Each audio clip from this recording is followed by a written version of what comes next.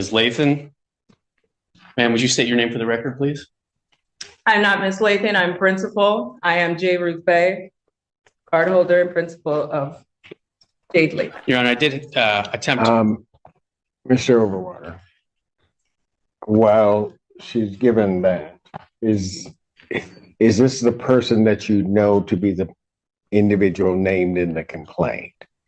If not, we are going to have a problem, and I will have this person, since she got up here, taken into custody. We will do fingerprints and we will determine her identity by our standards.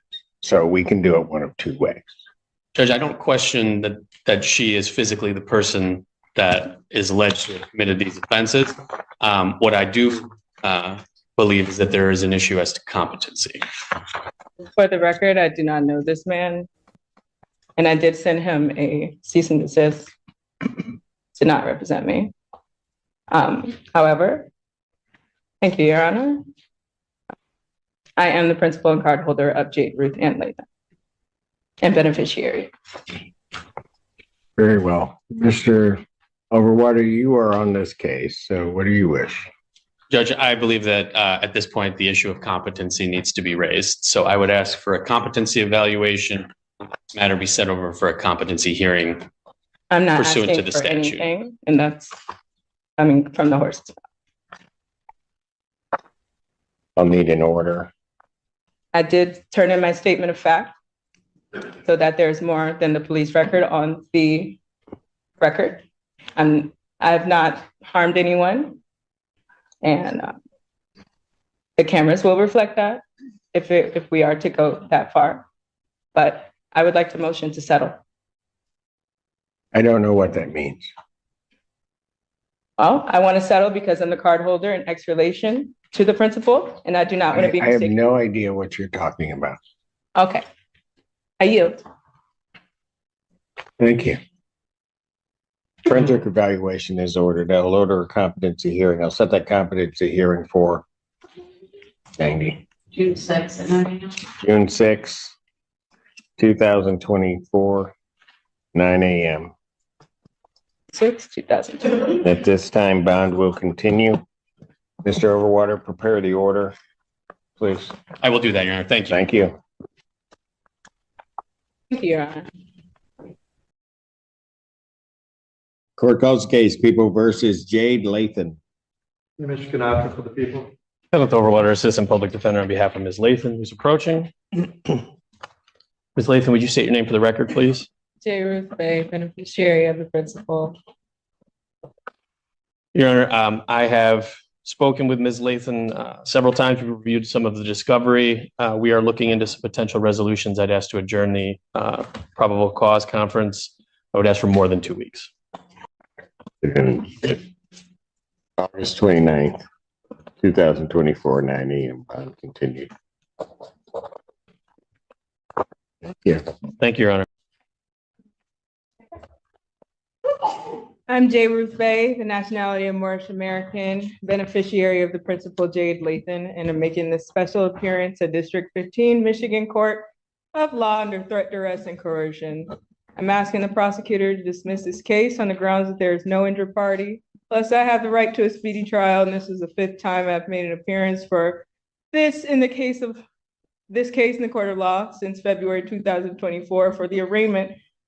Since the arraignment, when the Ann Arbor Police Department apprehended me unlawfully and kidnapped me, forcing me to take fingerprinting and a mugshot when I am not a criminal. Officers Morgan Parker 15400 and AA Condolis 02002 claimed I fit a so-called description and also violently attacked me and produced a false police report against my person. These officers falsely accused me of committing crimes that the tapes do not show me doing at all. These tapes do not show me doing at all any of the things that I'm being accused of, as I've never harmed another person in my life, and certainly not an officer of the law. I disturb the peace, and I have on file with public defender Kenneth Overwater right here to my left, a character letter from my former teacher proving that I've always been a well-behaved student, and have always gotten good grades and have no history of foul play or violence, which is still true to this day. My legal representation on the day of the arraignment on February 2024, who helped grant me my freedom on bond, has already stated on the record that I have no history of violent offenses, which is the truth. And I assume why I was granted my freedom from police custody.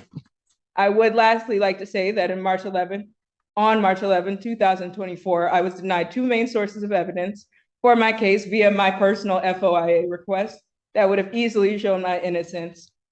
These two things are the mobile gas station cameras, and that will show the young boy already on the phone when I walked into the gas station. But either way, I was not at all acting out of the ordinary or belligerent. I was nothing but kind to everyone in that store. And I'm nothing but peaceful, and I'm saddened that I have been accused of behaviors that are not true. And I would like to exclaim that I'm a victim of a false 911 police call when I had no idea I only know that because of the police report that I got after the fact. I humbly ask both the prosecutor and the judge that this case be dismissed because I have school and I have church to attend, and my college studies have already began on August 26th at the community college. And I'm asking you to grant me my justice from this, taking up my time, because my time is very valuable to my community, and I would once again like to motion to settle this case for full dismissal in a speedy manner, because this case has already been in default judgment since the date of March 7, 2024, and I yield. All right, so that we know that the review of the court's file, I've heard everything that the defendant has said. Court's review of the file, that none of the requests to adjourn were at the request of the people. It was always at the request of the defense in terms of any delay in these proceedings. Secondly, I do not need a response from the people. If I consider that a motion to dismiss, that motion to dismiss is denied. Where do we need to go now, Mr. Overwater? Just be asking for an adjournment of the probable cause conference. Any objection from the people? No, Your Honor, I have offered a misdemeanor offer of 1 count of intent resisting obstructing the police. I'll leave that offer open to the next CCC. September 19th, 2024, 9 a.m. In this matter, This right here is the legal turning point. When a judge orders a competency evaluation, the case pauses not because guilt or innocence is decided, but because the court has to answer one basic question first: does the defendant actually understand what's happening? If the answer is no, the trial can't legally move forward. And notice this: belief systems, sovereign citizen language, and identity arguments don't get debated here. The court isn't arguing with her ideology, it's questioning her capacity to participate at all. So let me ask you watching, is this a calculated strategy to derail the case, or a genuine disconnect from how the legal system works?